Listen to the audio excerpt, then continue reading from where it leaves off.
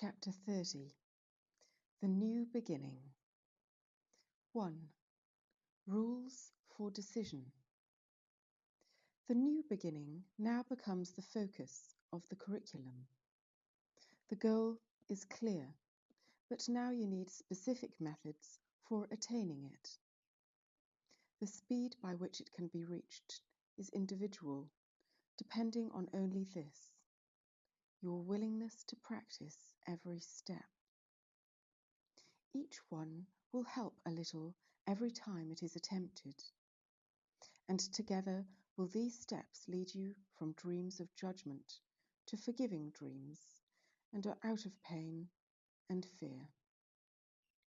They are not new to you, but they are more ideas than rules of thought to you as yet.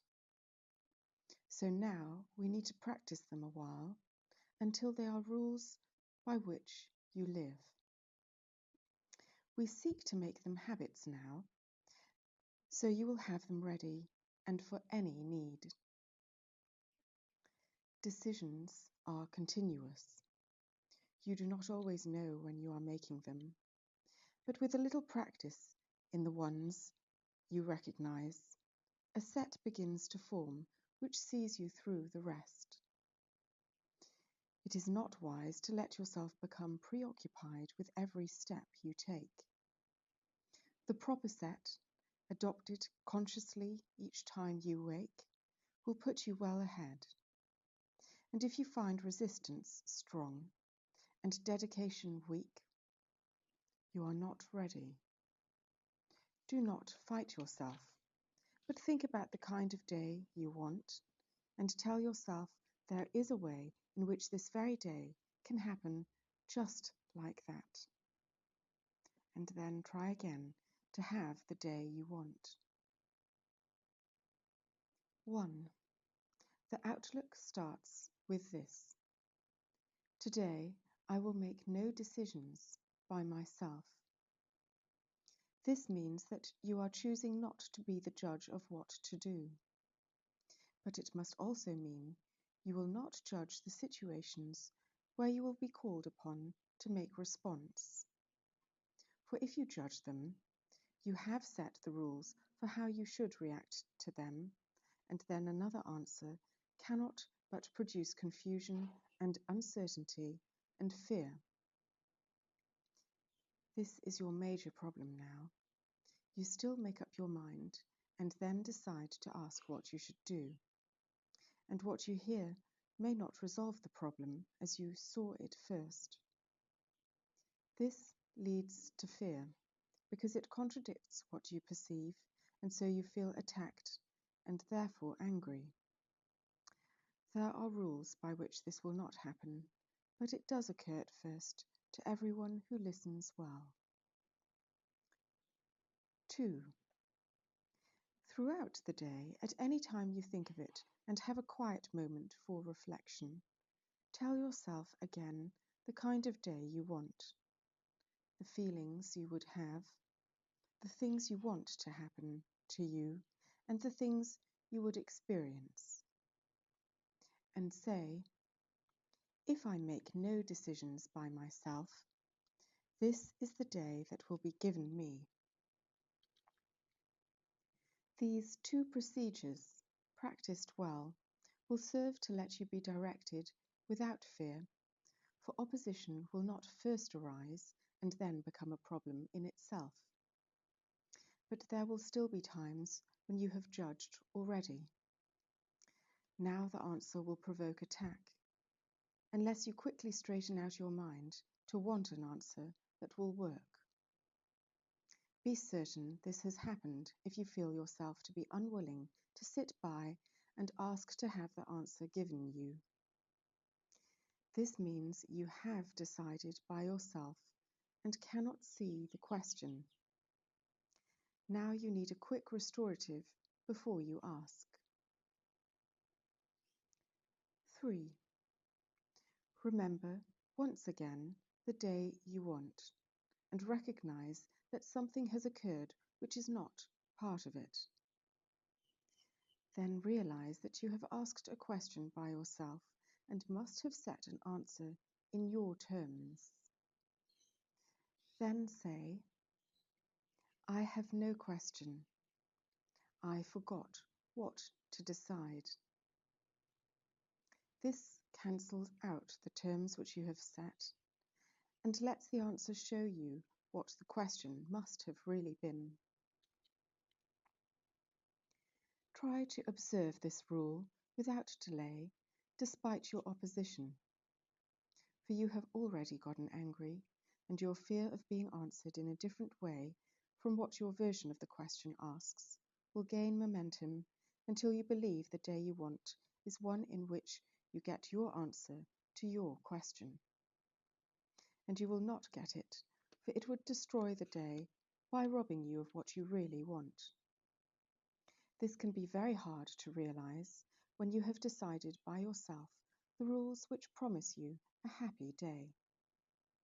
But these decisions still can be undone by simple methods which you can accept. 4a. If you are so unwilling to receive, you cannot even let your question go. You can begin to change your mind with this. At least I can decide I do not like what I feel now. This much is obvious and paves the way for the next easy step. 4b. Having decided that you do not like the way you feel, what could be easier than to continue with, and so I hope I have been wrong. This works against the sense of opposition and reminds you that help is not being thrust upon you, but is something that you want and that you need because you do not like the way you feel. This tiny opening will be enough to let you go ahead with just the few more steps you need to let yourself be helped. 4c. Now you have reached the turning point, because it has occurred to you that you will gain if what you have decided is not so. Until this point is reached, you will believe your happiness depends on being right. But this much reason have you now attained. You would be better off if you were wrong. This tiny grain of wisdom will suffice to take you further. You are not coerced, but merely hope to have the thing you want. And you can say, in perfect honesty, I want another way to look at this. Now you have changed your mind about the day and have remembered what you really want. Its purpose has no longer been obscured by the insane belief you want it for the goal of being right when you are wrong. Thus is the readiness for asking brought to your awareness, for you cannot be in conflict when you ask for what you want and see that it is this for which you ask. 4d.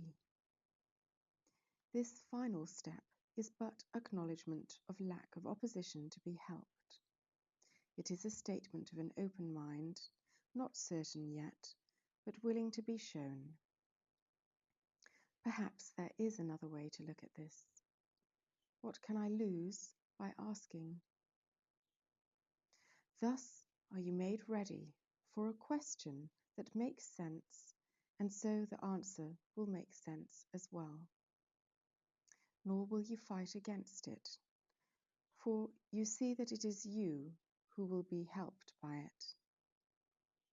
It must be clear that it is easier to have a happy day if you prevent unhappiness from entering at all. But this takes practice in the rules which will protect you from the ravages of fear. When this has been achieved, the sorry dream of judgment has forever been undone. But meanwhile, you have need for practicing the rules for its undoing. Let us then consider once again the very first of the decisions which are offered here. We said you can begin a happy day with a determination not to make decisions by yourself. This seems to be a free decision in itself, and yet you cannot make decisions by yourself. The only question really is with what you choose to make them. That is really all. The first rule, then, is not coercion, but a simple statement of a simple fact. You will not make decisions by yourself, whatever you decide, for they are made with idols or with God, and you ask help of Christ or Antichrist, and which you choose will join with you and tell you what to do. Your day is not at random. It is set by what you choose to live it with, and how the friend whose counsel you have sought perceives your happiness. You always ask advice before you can decide on anything. Let this be understood, and you can see there cannot be coercion here, nor grounds for opposition that you may be free. There is no freedom from what must occur, and if you think there is, you must be wrong. The second rule, as well, is but a fact. For you and your adviser must agree on what you want before it can occur. It is but this agreement which permits all things to happen. Nothing can be caused without some form of union, be it with a dream of judgment or the voice for God. Decisions cause results because they are not made in isolation. They are made by you and your adviser, for yourself and for the world as well. The day you want, you offer to the world, for it will be what you have asked for and will reinforce the rule of your adviser through the world. Whose kingdom is the world for you today? What kind of day will you decide to have? It needs but two who would have happiness this day to promise it to all the world. It needs but two to understand that they cannot decide alone, to guarantee the joy they asked for will be wholly shared. For they have understood the basic law which makes decision powerful and give it all effects that it will ever have. It needs but two. These two are joined before there can be a decision. Let this be the one reminder that you keep in mind, and you will have the day you want, and give it to the world by having it yourselves. Your judgment has been lifted from the world by your decision for a happy day, and as you have received, so must you give. 2. Your boundless will. Do you not understand that to oppose the Holy Spirit is to fight yourself? He tells you but your will. He speaks for you. In his divinity is but your own, and all he knows is but your knowledge, saved for you, that you may do your will through him. God asks you, do your will. He joins with you. He did not set his kingdom up alone, and heaven itself but represents your will, where everything created is for you. No spark of life but was created with your glad consent, as you would have it be, and not one thought that God has ever had but waited for your blessing to be born. God is no enemy to you. He asks no more than that he hear you call him friend. How wonderful it is to do your will, for that is freedom. There is nothing else that ever should be called by freedom's name. Unless you do your will, you are not free. And would God leave his Son without what he has chosen for himself? God but ensured that you would never lose your will when he gave you his perfect answer. Hear it now, that you may be reminded of his love and learn your will. God would not have his Son made prisoner to what he does not want. He joins with you in willing you be free, and to oppose him is to make a choice against yourself and choose that you be bound. Look once again upon your enemy, the one you chose to hate instead of love.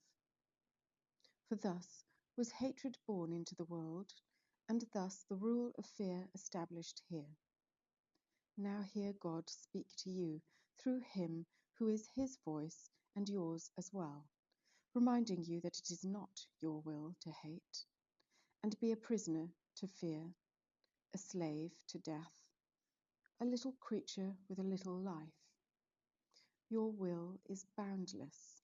It is not your will that it be bound. What lies in you has joined with God himself in all creation's birth. Remember him who has created you, and through your will created everything. Not one created thing, but gives you thanks, for it was by your will that it was born. No light of heaven shines except for you, for it was set in heaven by your will. What cause have you for anger in a world which merely waits your blessing to be free? If you be prisoner, then God himself could not be free. For what is done to him whom God so loves is done to God himself. Think not he wills to bind you, who has made you co-creator of the universe along with him. He would but keep your will forever and forever limitless. The world awaits the freedom you will give when you have recognized that you are free. But you will not forgive the world until you have forgiven him who gave your will to you, for it is by your will the world is given freedom. Nor can you be free apart from him whose holy will you share. God turns to you to ask the world be saved, for by your own salvation is it healed. And no one walks upon the earth but must depend on your decision that he learn death has no power over him, because he shares your freedom as he shares your will. It is your will to heal him, and because you have decided with him, he is healed. And now is God forgiven, for you chose to look upon your brother as a friend. 3. The search for completion. Idols are quite specific, but your will is universal, being limitless, and so it has no form, nor is content for its expression in the terms of form. Idols are limits. They are the belief that there are forms which will bring happiness, and that by limiting is all attained. It is as if you said, I have no need of everything. This little thing I want, and it will be as everything to me. And this must fail to satisfy, because it is your will that everything be yours. Decide for idols, and you ask for loss. Decide for truth, and everything is yours. It is not form you seek. What form can be a substitute for God, the Father's love? What form can take the place of all the love in the divinity of God, the Son? What idol can make two of what is one? And can the limitless be limited? You do not want an idol. It is not your will to have one. It will not bestow on you the gift you seek. When you decide upon the form of what you want, you lose an understanding of its purpose, so you see your will within the idol, thus reducing it to a specific form. But this could never be your will, because what shares in all creation cannot be content with small ideas and little things. Behind the search for every idol lies the yearning for completion. Wholeness has no form because it is unlimited. To seek a special person or a thing to add to you to make yourself complete can only mean that you believe some form is missing, and by finding this, you will achieve completion in a form you like. This is the purpose of an idol, that you will not look beyond it to the source of your belief that you are incomplete. Only if you have sinned could this be so, for sin is the idea you are alone and separated off from what is whole, and thus it would be necessary for the search for wholeness to be made beyond the boundaries of limits on yourself. It never is the idol that you want, but what you think it offers you, you want indeed, and have the right to ask for, nor could it be possible it be denied. Your will to be complete is but God's will, and this is given you by being His. God knows not form. He cannot answer you in terms which have no meaning, and your will could not be satisfied by empty forms made but to fill a gap which is not there. It is not this you want. Creation gives no separate person and no separate thing the power to complete the Son of God. What idol can be called upon to give the Son of God what he already has? Completion is the function of God's Son. He has no need to seek for it at all. Beyond all idols stands his holy will to be but what he is. Far more than whole is meaningless.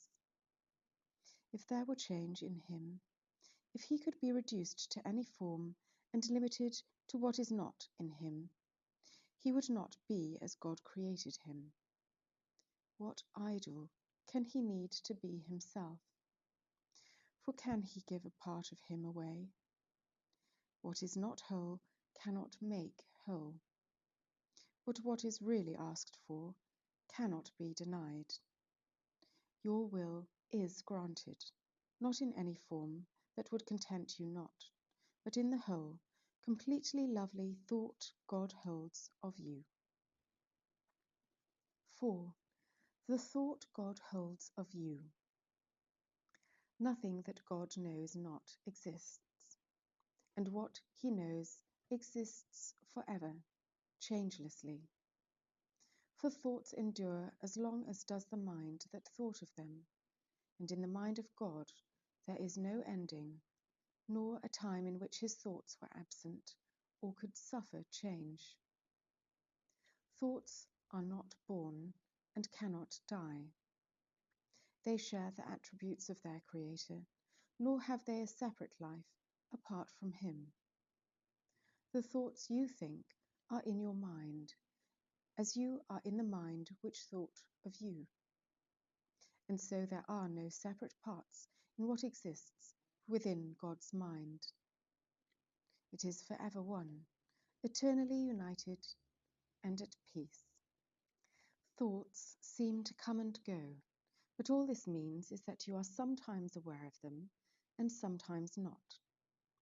An unremembered thought is born again to you when it returns to your awareness, yet it did not die when you forgot it.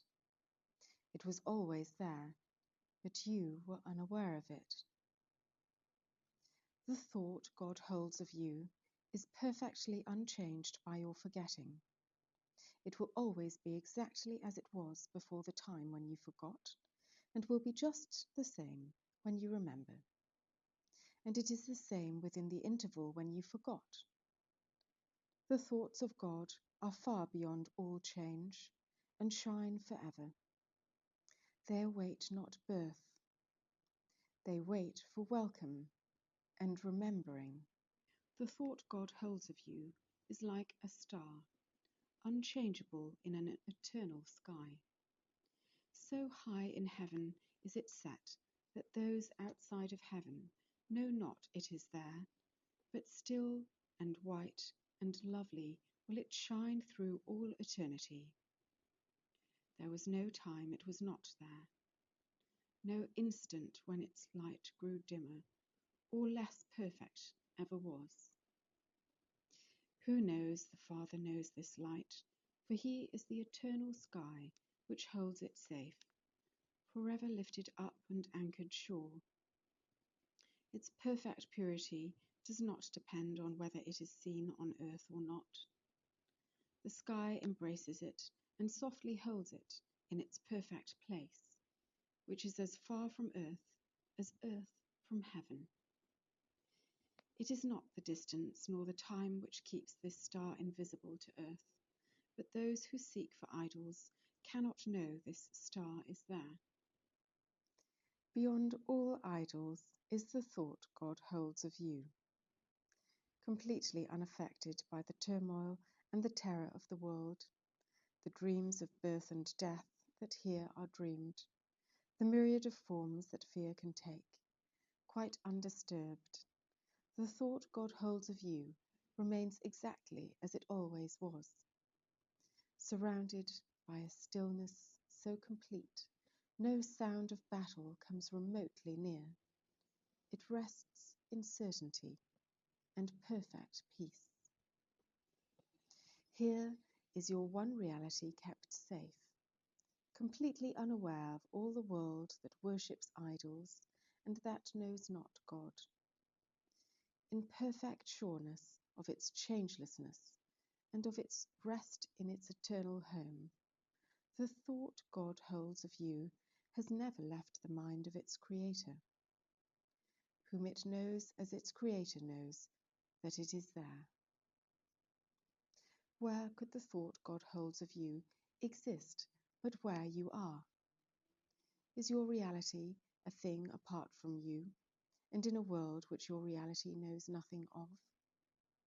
Outside you there is no eternal sky, no changeless star, and no reality.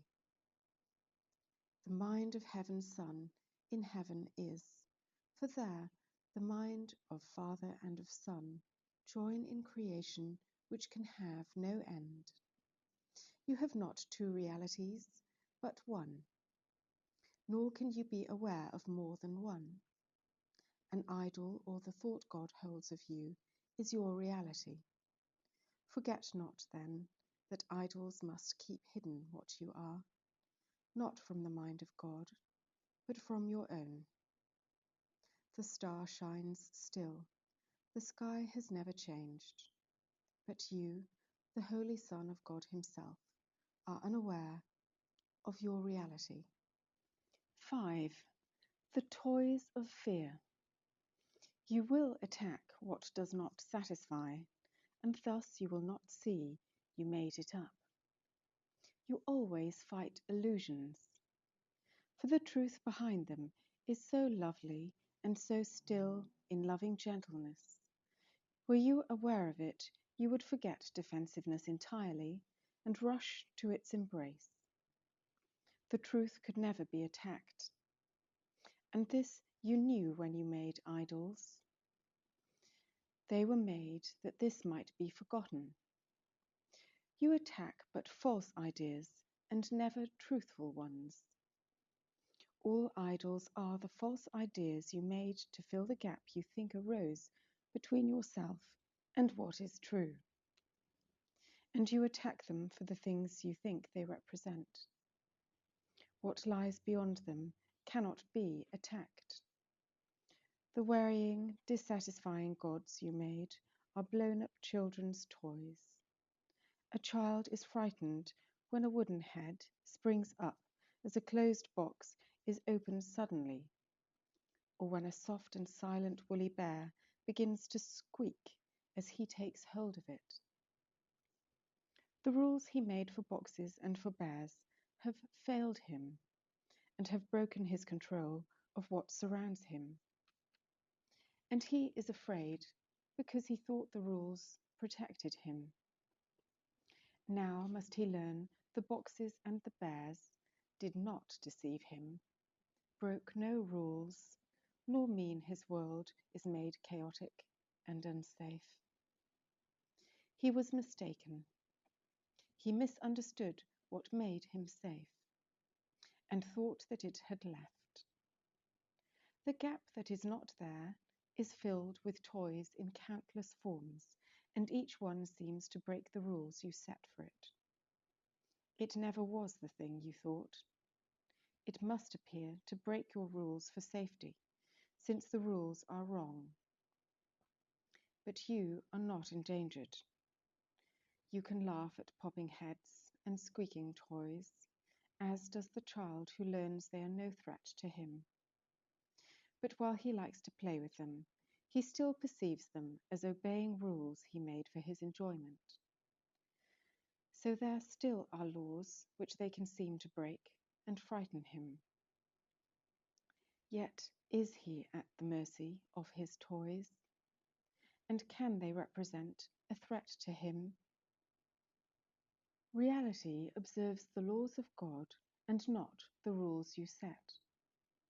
It is his laws that guarantee your safety. All illusions that you believe about yourself obey no laws. They seem to dance a little while according to the rules you set for them, but then they fall and cannot rise again.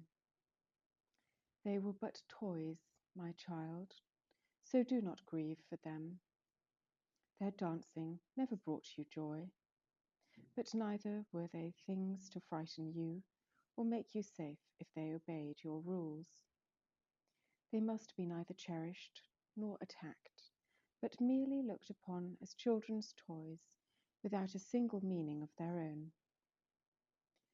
See one in them, and you will see them all. See none in them, and they will touch you not.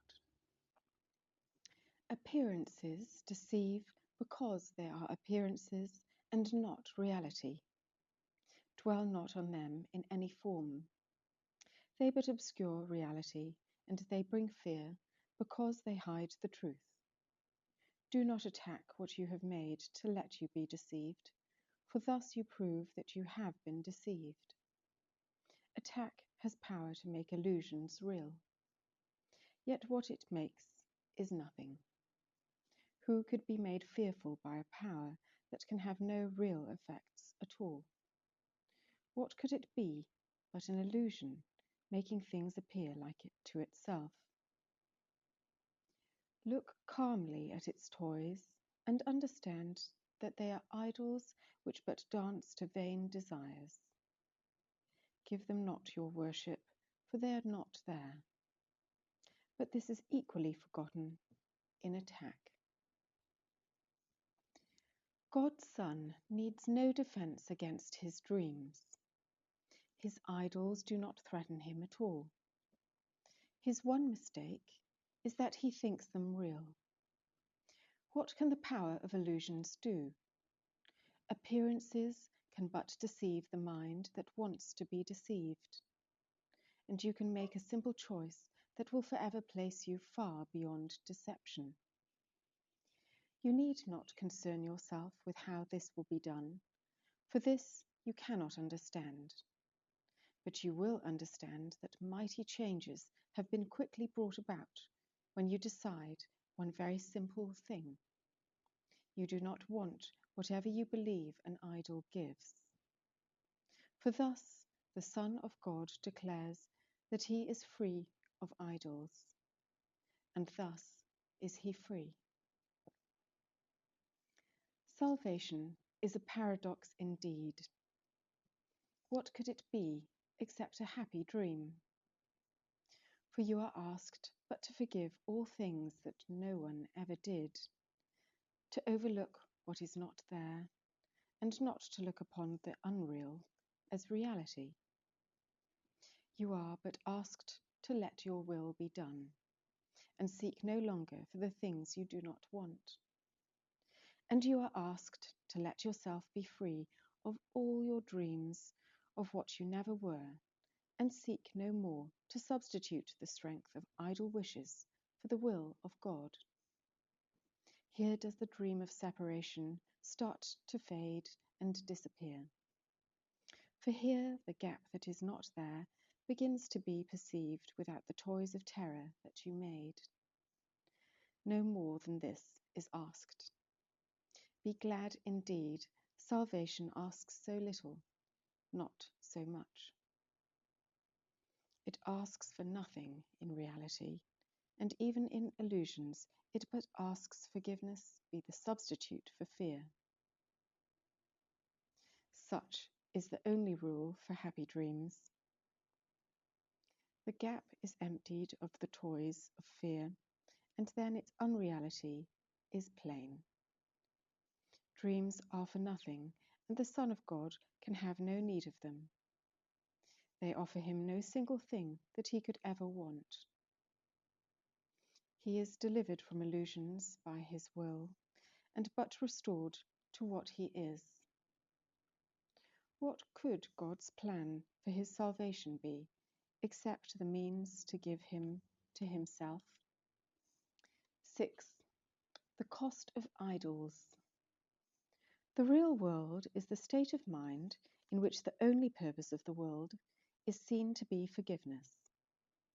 Fear is not its goal, and the escape from guilt becomes its aim.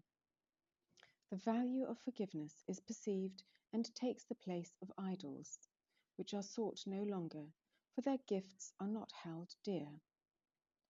No rules are idly set, and no demands are made of anyone or anything to twist and fit into the dream of fear. Instead, there is the wish to understand all things created as they really are, and it is recognized that all things must be first forgiven and then understood. Here it is thought that understanding is acquired by attack. There it is clear that by attack is understanding lost. The folly of pursuing guilt as goal is fully recognized, and idols are not wanted there, for guilt is recognized as the sole cause of pain in any form. No one is tempted by its vain appeal, for suffering and death have been perceived as things unwanted and not striven for. The possibility of freedom has been grasped and welcomed, and the means by which it can be gained can now be understood. The world becomes a place of hope, because its only purpose is to be a place where hope of happiness can be fulfilled. And no one stands outside this hope, because the world has been united in belief the purpose of the world is one which all must share, if hope be more than just a dream. Not yet is heaven quite remembered, for the purpose of forgiveness still remains. Yet everyone is certain he will go beyond forgiveness, and he but remains until it is made perfect in himself. He has no wish for anything but this, and fear has dropped away, because he is united in his purpose with himself. There is a hope of happiness in him, so sure and constant he can barely stay and wait a little longer with his feet still touching earth. Yet is he glad to wait till every hand is joined, and every heart made ready to arise and go with him. For thus is he made ready for the step in which is all forgiveness left behind. The final step is God's, because it is but God who could create a perfect Son and share his fatherhood with him. No one outside of heaven knows how this can be, for understanding this is heaven itself. Even the real world has a purpose still beneath creation and eternity, but fear is gone, because its purpose is forgiveness, not idolatry. And so is heaven's Son prepared to be himself, and to remember that the Son of God knows everything his Father understands, and understands it perfectly with him. The real world still falls short of this, for this is God's own purpose, only His, and yet completely shared and perfectly fulfilled. The real world is a state in which the mind has learned how easily do idols go when they are still perceived, but wanted not. How willingly the mind can let them go when it has understood that idols are nothing and nowhere, and are purposeless. For only then can guilt and sin be seen without a purpose, and as meaningless. Thus is the real world's purpose gently brought into awareness, to replace the goal of sin and guilt, and all that stood between your image of yourself and what you are. Forgiveness washes joyfully away. Yet God need not create his Son again, that what he is be given back to him. The gap between your brother and yourself was never there, and what the Son of God knew in creation, he must know again. When brothers join in purpose in the world of fear, they stand already at the edge of the real world. Perhaps they still look back and think they see an idol that they want. Yet has their path been surely set away from idols toward reality. For when they joined their hands, it was Christ's hand they took, and they will look on him whose hand they hold. The face of Christ is looked upon before the Father is remembered, for he must be unremembered till his Son has reached beyond forgiveness to the love of God. Yet is the love of Christ accepted first, and then will come the knowledge they are one. How light and easy is the step across the narrow boundaries of the world of fear when you have recognized whose hand you hold. Within your hand is everything you need to walk with perfect confidence away from fear forever, and to go straight on and quickly reach the gate of heaven itself. For he whose hand you hold was waiting but for you to join him. Now that you have come, would he delay in showing you the way that he must walk with you? His blessing lies on you as surely as his Father's love rests upon him. His gratitude to you is past your understanding, for you have enabled him to rise from chains and go with you together to his Father's house. An ancient hate is passing from the world, and with it goes all hatred and all fear. Look back no longer, for what lies ahead is all you ever wanted in your heart. Give up the world, but not to sacrifice. You never wanted it. What happiness have you sought here that did not bring you pain? What moment of content has not been bought at fearful price in coins of suffering? Joy has no cost. It is your sacred right. And what you pay for is not happiness. Be speeded on your way by honesty, and let not your experiences here deceive in retrospect. They were not free from bitter cost and joyless consequence. Do not look back except in honesty. And when an idol tempts you, think of this. There never was a time an idol brought you anything except the gift of guilt.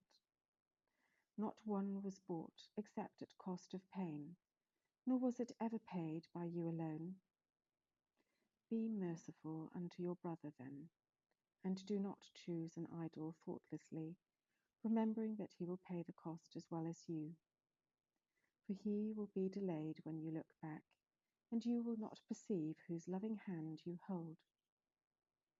Look forward then, and walk in confidence, with happy hearts that beat in hope, and do not pound in fear. The will of God forever lies in those whose hands are joined. Until they joined, they thought he was their enemy, but when they joined and shared a purpose, they were free to learn their will is one. And thus the will of God must reach to their awareness, nor can they forget for long that it is but their own. 7. Forgiveness is always justified. Anger is never justified. Attack has no foundation. It is here escape from fear begins and will be made complete. Here is the real world given in exchange for dreams of terror, for it is on this forgiveness rests and is but natural. You are not asked to offer pardon where attack is due and would be justified, for this would mean that you forgive a sin by overlooking what is really there. This is not pardon, for it would assume that by responding in a way which is not justified, your pardon will become the answer to attack which has been made. Thus is pardon made inappropriate by being granted where it is not due. Pardon is always justified and has a sure foundation. You do not forgive the unforgivable, nor overlook a real attack that calls for punishment. Salvation does not lie in being asked to make unnatural responses which are inappropriate to what is real. Instead, it merely asks that you respond appropriately to what is not real by perceiving what has not occurred. If pardon were unjustified, you would be asked to sacrifice your rights when you return forgiveness for attack. But you are merely asked to see forgiveness as the natural reaction to distress which rests on error and thus calls for help. Forgiveness is the only sane response. It keeps your rights from being sacrificed. This understanding is the only change that lets the real world rise to take the place of dreams of terror. Fear cannot arise unless attack is justified, and if it had a real foundation, pardon could have none. The real world is achieved when you perceive the basis of forgiveness is quite real and fully justified. While you regard it as a gift unwarranted, it must uphold the guilt you would forgive. Unjustified forgiveness is attack, and this is all the world can ever give. It pardons sinners sometimes, but remains aware that they have sinned, and so they do not merit the forgiveness that it gives. This is the false forgiveness which the world employs to keep the sense of sin alive. And recognizing God is just, it seems impossible his pardon could be real. Thus is the fear of God the sure result of seeing pardon as unmerited. No one who sees himself as guilty can avoid the fear of God, but he is saved from this dilemma if he can forgive. The mind must think of its Creator as it looks upon itself. If you can see your brother merits pardon, you have learned forgiveness is your right as much as his. Nor will you think that God intends for you a fearful judgment which your brother does not merit, for it is the truth that you can merit neither more nor less than he. Forgiveness recognized as merited will heal. It gives the miracle its strength to overlook illusions. This is how you learn that you must be forgiven too. There can be no appearance that cannot be overlooked. For if there were, it would be necessary first there be some sin which stands beyond forgiveness. There would be an error that is more than a mistake, a special form of error which remains unchangeable, eternal, and beyond correction or escape. There would be one mistake which had the power to undo creation, and to make a world which could replace it and destroy the will of God. Only if this were possible could there be some appearances which could withstand the miracle and not be healed by it. There is no surer proof idolatry is what you wish than a belief there are some forms of sickness and of joylessness forgiveness cannot cure. This means that you prefer to keep some idols and are not prepared as yet to let all idols go. And thus you think that some appearances are real and not appearances at all. Be not deceived about the meaning of a fixed belief that some appearances are harder to look past than others are. It always means you think forgiveness must be limited, and you have set a goal of partial pardon and a limited escape from guilt for you. What can this be except a false forgiveness of yourself and everyone who seems apart from you? It must be true the miracle can heal all forms of sickness, or it cannot heal. Its purpose cannot be to judge which forms are real and which appearances are true.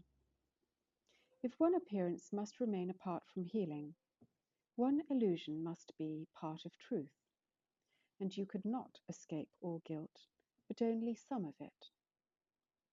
You must forgive God's Son entirely, or you will keep an image of yourself that is not whole, and will remain afraid to look within and find escape from every idol there. Salvation rests on faith there cannot be some form of guilt which you cannot forgive, and so there cannot be appearances which have replaced the truth about God's Son. Look on your brother with the willingness to see him as he is, and do not keep a part of him outside your willingness that he be healed. To heal is to make whole, and what is whole can have no missing parts that have been kept outside. Forgiveness rests on recognizing this and being glad there cannot be some forms of sickness which the miracle must lack the power to heal. God's Son is perfect, for he cannot be God's Son. Nor will you know him if you think he does not merit the escape from guilt in all its forms and all its consequence. There is no way to think of him but this, if you would know the truth about yourself. I thank you, Father, for your perfect Son, and in his glory will I see my own. Here is the joyful statement that there are no forms of evil which can overcome the will of God, the glad acknowledgement that guilt has not succeeded by your wish to make illusions real. And what is this except a simple statement of the truth? Look on your brother with this hope in you, and you will understand he could not make an error that could change the truth in him. It is not difficult to overlook mistakes that have been given no effects. But what you see as having power to make an idol of the Son of God, you will not pardon, for he has become to you a graven image and a sign of death. Is this your Saviour? Is his Father wrong about his Son? Or have you been deceived in him who has been given you to heal for your salvation and deliverance? 8. One changeless meaning. Would God have left the meaning of the world to your interpretation? If he had, it has no meaning, for it cannot be that meaning changes constantly and yet is true. The Holy Spirit looks upon the world as with one purpose, changelessly established, and no situation can affect its aim, but must be in accord with it. For only if its aim could change with every situation, could each one be open to interpretation which is different every time you think of it. You add an element into the script you write for every minute in the day, and all that happens now means something else.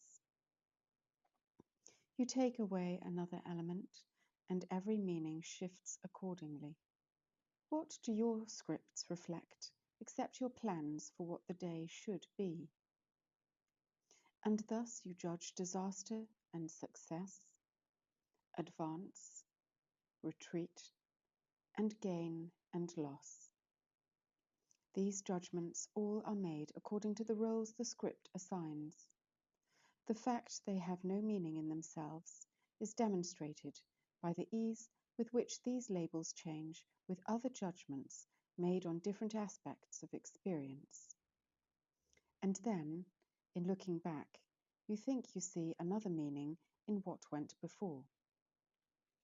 What have you really done, except to show there was no meaning there? And you assigned a meaning in the light of goals that change, with every meaning shifting as they change. Only a constant purpose can endow events with stable meaning, but it must accord one meaning to them all. If they are given different meanings, it must mean that they reflect but different purposes, and this is all the meaning that they have. Can this be meaning? Can confusion be what meaning means?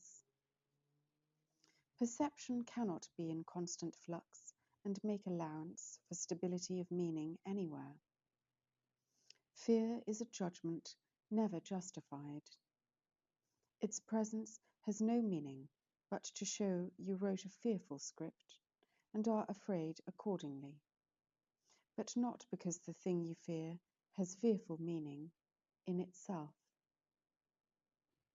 A common purpose is the only means whereby perception can be stabilized, and one interpretation given to the world and all experiences here. In this shared purpose is one meaning shared by everyone and everything you see. You do not have to judge, for you have learned one meaning has been given everything, and you are glad to see it everywhere. It cannot change because you would perceive it everywhere, unchanged by circumstance. And so you offer it to all events and let them offer you stability. Escape from judgment simply lies in this. All things have but one purpose, which you share with all the world, and nothing in the world can be opposed to it, for it belongs to everything as it belongs to you. In single purpose is the end of all ideas of sacrifice, which must assume a different purpose for the one who gains and him who loses. There could be no thought of sacrifice apart from this idea, and it is this idea of different goals which makes perception shift and meaning change. In one united goal does this become impossible, for your agreement makes interpretation stabilize and last. How can communication really be established while the symbols which are used mean different things? The Holy Spirit's goal gives one interpretation, meaningful to you and to your brother. Thus can you communicate with him, and he with you. In symbols which you both can understand, the sacrifice of meaning is undone. All sacrifice entails the loss of your ability to see relationships among events. And looked at separately, they have no meaning, for there is no light by which they can be seen and understood. They have no purpose, and what they are for cannot be seen. In any thought of loss, there is no meaning. No one has agreed with you on what it means. It is a part of a distorted script, which cannot be interpreted with meaning. It must be forever unintelligible. This is not communication. Your dark dreams are but the senseless, isolated scripts you write in sleep. Look not to separate dreams for meaning. Only dreams of pardon can be shared. They mean the same for both of you. Do not interpret out of solitude, for what you see means nothing. It will shift in what it stands for, and you will believe the world is an uncertain place in which you walk in danger and uncertainty. It is but your interpretations which are lacking in stability, and they are not in line with what you really are. This is a state so seemingly unsafe that fear must rise. Do not continue thus, my brother. We have one interpreter, and through his use of symbols are we joined, so that they mean the same to all of us. Our common language lets us speak to all our brothers, and to understand with them, forgiveness has been given to us all, and thus we can communicate again. 9. Changeless reality. Appearances deceive but can be changed. Reality is changeless. It does not deceive at all, and if you fail to see beyond appearances, you are deceived. For everything you see will change, and yet you thought it real before, and now you think it real again. Reality is thus reduced to form, and capable of change. Reality is changeless. It is this that makes it real and keeps it separate from all appearances. It must transcend all form to be itself. It cannot change. The miracle means to demonstrate that all appearances can change because they are appearances, and cannot have the changelessness reality entails. The miracle attests salvation from appearances by showing they can change. Your brother has a changelessness in him beyond appearance and deception both. It is obscured by changing views of him, which you perceive as his reality. The happy dream about him takes the form of the appearance of his perfect health, his perfect freedom from all forms of lack, and safety from disaster of all kinds. The miracle is proof he is not bound by loss or suffering in any form, because it can so easily be changed. This demonstrates that it was never real and could not stem from his reality, for that is changeless and has no effects which anything in heaven or on earth could ever alter. But appearances are shown to be unreal because they change. What is temptation but a wish to make illusions real? It does not seem to be the wish that no reality be so, but it is an assertion that some forms of idols have a powerful appeal which makes them harder to resist than those you would not want to have reality. Temptation, then, is nothing more than this: a prayer the miracle touch not some dreams, but keep their unreality obscure, and give to them reality instead. And heaven gives no answer to the prayer, nor can the miracle be given you to heal appearances you do not like. You have established limits. What you ask is given you, but not of God, who knows no limits. You have limited yourself. Reality is changeless. Miracles but show what you have interposed between reality and your awareness is unreal, and does not interfere at all. The cost of the belief there must be some appearances beyond the hope of change, is that the miracle cannot come forth from you consistently. For you have asked it be withheld from power to heal all dreams. There is no miracle you cannot have when you desire healing, but there is no miracle that can be given you unless you want it. Choose what you would heal, and he who gives all miracles has not been given freedom to bestow his gifts upon God's Son. When he is tempted, he denies reality, and he becomes the willing slave of what he chose instead. Because reality is changeless, is a miracle already there to heal all things that change, and offer them to you to see in happy form, devoid of fear. It will be given you to look upon your brother thus, but not while you would have it otherwise in some respects, for this but means you would not have him healed and whole. The Christ in him is perfect. Is it this that you would look upon? Then let there be no dreams about him, that you would prefer to seeing this, and you will see the Christ in him, because you let him come to you. And when he has appeared to you, you will be certain you are like him, for he is the changeless in your brother and in you.